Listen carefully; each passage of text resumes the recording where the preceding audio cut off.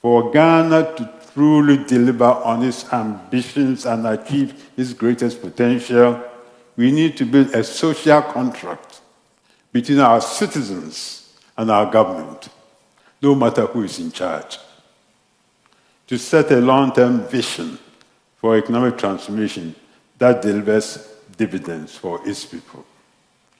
We all know the issues all too well. Every time government changes, our policies and programs change.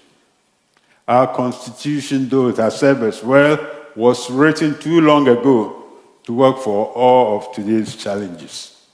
Our businesses are not as competitive as they should be. Our youth need the skills, training, and opportunity to succeed. And of course, our fiscal health is weak. So, what will the Ghana Compact do that is different than all that has come before? A lot. It is more than an idea. It is more than a framework. It is a call to action of stakeholders, from industry associations and trade unions to civil society, the leadership of Parliament, and the Council of State. In this way, the compact is not just another diagnosis. When finished, it will propose concrete solutions to address the historic constraints and challenges to our fiscal health, to safeguard our democracy and increasing political polarization, distrust, and disengagement, and to put Ghana on a successful path to economic transformation and sustainable inclusive growth. At the African Center for Economic Transformation, we have worked closely with a network of most of the major policy think tanks and policy institutes to supply this initiative with empirical foundations. And I'm glad to see that ISA at the University of Ghana has been a great partner in this analysis. I thank them very much for that.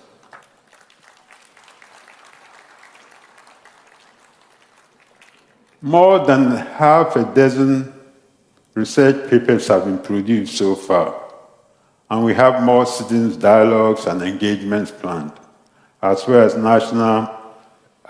national mobilization campaign. Certain that we'll get into even more aspects of the compact in the discussions that follow. Now, in light of all this, I want to take a moment and reiterate the theme of today's conference: economic policy making in Ghana, lessons learned, and the way forward.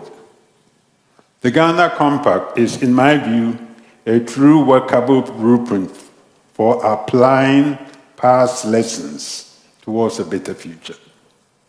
But of course, it all comes down to crafting and implementing smart, informed economic policies that enable transformation. So before I conclude, allow me to make one very important point right now. We know what it takes to transform. Other countries have done it, most notably in Asia, where Korea, Malaysia, and others offer examples to follow. But we also have some good examples on our own continent of countries that have started on a transformation journey, such as Mauritius and South Africa. ASET has studied this extensively, and we have a good idea of what works and what doesn't work.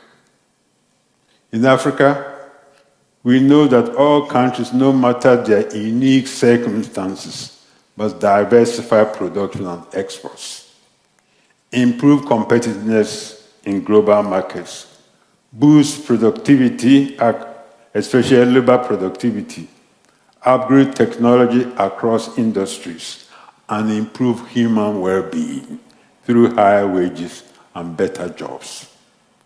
These are the fundamental components of successful transformation strategies, and they must be central to economic policy making in African countries.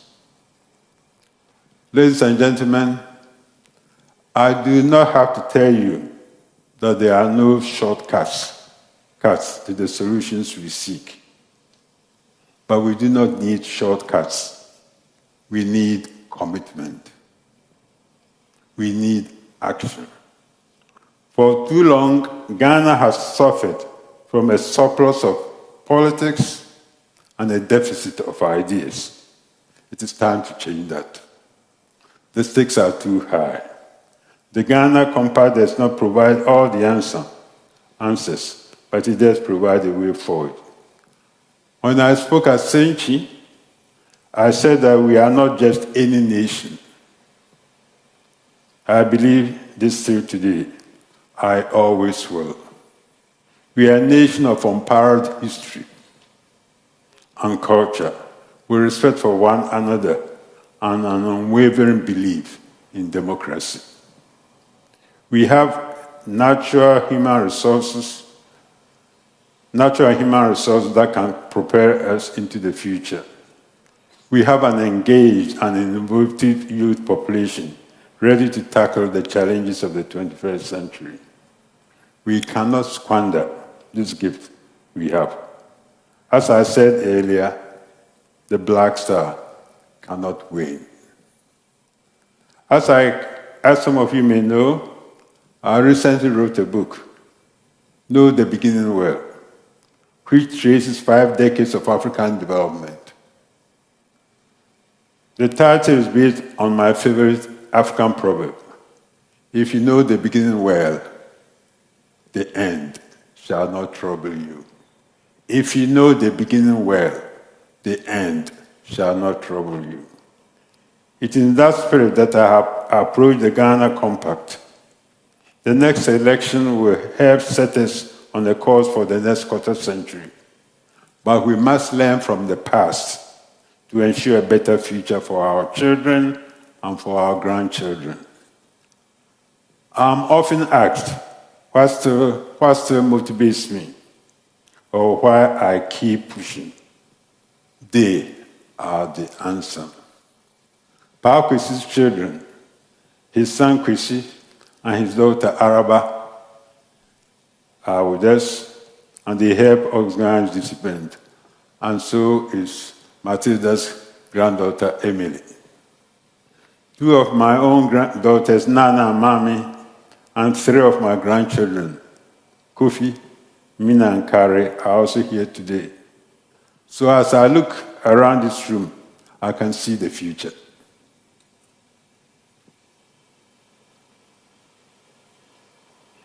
Right in front of me. I'm humbled and honored to speak in front of you. My granddaughter Mina lives in Accra. She's a child growing up in Ghana, just as I was.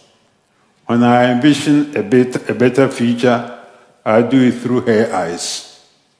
What kind of opportunities will be available to her? Will her well-being be better than it is today?